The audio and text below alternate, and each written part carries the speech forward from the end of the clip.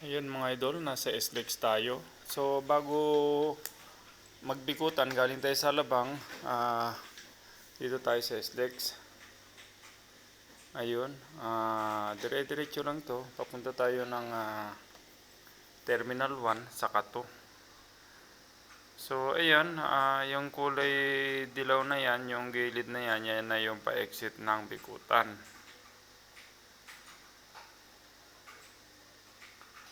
Ayan, yung mga papunta ng Rizal, kung galing kayo ng Alabang, Laguna, ayan, dyan kayo mag-exit sa Bikutan exit. Tapos kanan kayo papunta ng C6. So pagdating ng C6, dire-diretso nyo lang yan, tutumbok na kayo ng Taytay Rizal. Tapos ngayon, diretso lang tayo kasi ang pupuntan natin ay Terminal 2 and 1. So ito na naman, pag nakita na natin yung kulay orange na yan, yan naman yung pa-exit ng C5.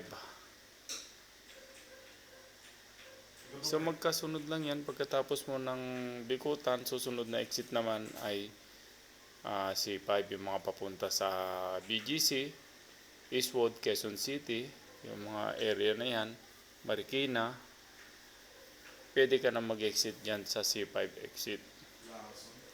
And then malapit na tayo sa toll gate sa Nichols. Ay mga idol, meron pa tayong CAS ngayon dito sa Nichols. Nasa right yung CAS dyan, nasa kanan, magkatabi sila sa truck lane. So nag-RFID na tayo, nagpa-load na ako, kaya dito na ako sa RFID dumaan. Pero kung angkas, meron pa naman dyan sa may kanan. Saka angkas mga idol, hanggang March 15 na lang ang binibigay sa atin na para magkas. So yung mga wala pang RFID, magpakabit na kayo. Mga taga Makati, meron dito sa may Petron, dito sa may kanto ng McKinley, sa tapat ng Dusit. May Petron doon, pwede kayo magpakabit ng sticker ng doon, auto sweep. Ayan, nakalabas na tayo ng toll gate. So dyan mga idol, paglabas mo ng toll gate dyan, meron pakanan dyan. Yan yung pakanan na maliit na yan, yan yung papuntang Terminal 3. Kung pupunta kayo ng BGC, pwede rin mag-exit dyan. Lalabas ka ng service road ng SLEX. Mag-u-turn ka lang and then tatawid ka sa kabila papuntang Nichols Sales Road. Yun ang way nun. Pwede rin tayo dumaan dyan pero mas mabilis dito kung mag-e-EDSA na lang tayo. Kasi yung oras na yan wala naman traffic yung Osmeña. So dire-diretso lang tayo dito sa may Osmeña. Ayan mga idol, yung mga hindi pa naka-subscribe sa YouTube natin, subscribe yung mga idol. Kasi yung mga long video na mahaba, dito ko na ina-upload. Subscribe nyo na lang yung pindutin nyo lang yung sa baba ng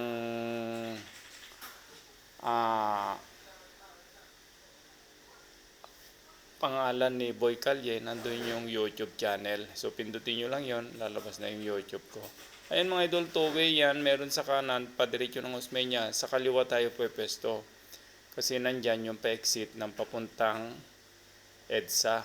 Kung going to MUA, Rotunda, ayan yung pa-exit na yan, pakaliwa na yan. So maliit lang yan, hindi mo minsan malata kung hindi mo kabisado yung lugar.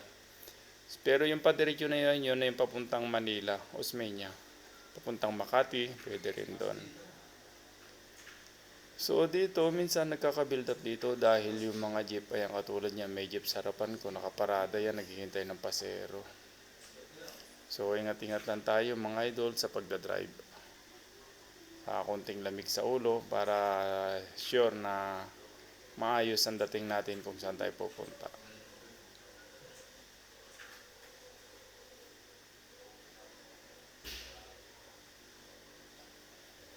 So bale, ito na yung EDSA, nasa ilalim natin ng Magallanes flyover. And then yan na rin yung galing sa taas na yan, sa kaliwa natin na yan, yan na yung papuntang Rotunda, papuntang MUA. Yan yung EDSA galing Makati. So pagkagalabas natin dyan, pwesto na tayo sa kaliwa, unti-unti tayong kumaliwa para hindi na tayo mahirapan pagdating sa flyover ng Mantrade, pakaliwa. Kasi yung padiretso dyan, papuntang MOA, papuntang Top Avenue, Rojas Boulevard. Yan yung mga tumbok niyan. So, kaliwa na tayo. And then, ayan, paglagpas ng flyover, overpass na yan, kakaliwa na tayo, paakyat na tayo ng flyover sa Mantrade. So, pagbaba niyan mga idol, kung gusto mong mag-skyway, pwedeng pumasok yan, may pasukan ng skyway yan papuntang Terminal 1 and 2, saka papuntang Cavite, saka papuntang MOA, saka Okada, Diosdado, Macapagal. Ayan, nasa taas na tayo ng flyover. Tapos pababa na tayo. Ayan, nasa kaliwa.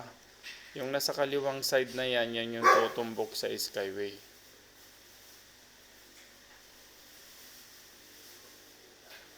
And then sa kanan, yan yung papuntang Aurora.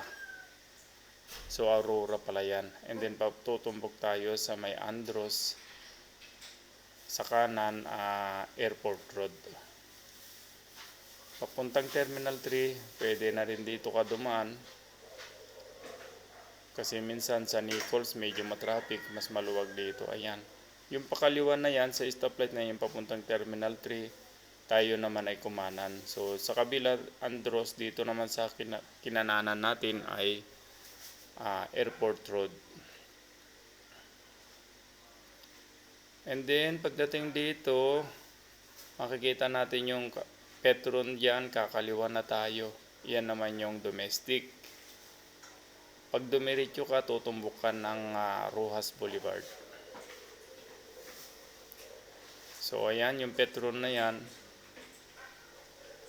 So, pag nakita mo yung Petron na yan, kaliwa ka na, domestic, at madadaanan mo na yung Terminal 4 sa gilid, sa kabila. So, ayan, dire-diretso lang ulit tayo dito. Kasi marami nagtatanong dito kung saan daw yung daan papuntang Terminal 1 sa Kato. Ito mga idol, ang ginawa ko, dadaan na lang tayo sa Terminal 2, doon na lang tayo tutumbok papuntang Terminal 1. Papakita ko na lang yung mga signboard doon kung saan yung direksyon ng papuntang Terminal 1. Ayan, kumaliwa na tayo doon sa Nia Road, and then dediretso tayo. Yung pakanan na yun, pwedeng papuntang Terminal 1, pero mag-u-turn ka sa may bago mag-duty free. Pero dito sa way natin, papuntang Terminal 2, pwede rin naman duman dito papuntang Terminal 1. So, ayan. Ayan, ipapakita ko. Ayan, oh. Ayan, sa gilid na yan. Ayan, going to Terminal 1. Ayun, oh. So, yan, pagdating dun sa dulo, kakanan ka lang, papunta ng Terminal 1 yon. Pag kumaliwa ka, ayun na yung arrival saka departure ng Terminal 2. Ayan, oh. Yun yung pakaliwa na yan. Yung pakyat, departure. Sa baba naman, sa ilalim pakaliwa naman, ay arrival. Ayun mga idol, malapit na tayo. And then, huwag kalimutan i-subscribe ang YouTube channel natin. Kasi nandito na yung mga i-upload kong mahabang video. Baka nandito na yung mga hinahanap nyo. Ayun mga idol, malapit na ako dito sa terminal, sa arrival. Hanggang dito na lang po. See you at the next video. Boy Calye, please subscribe and follow my YouTube channel. Thank you.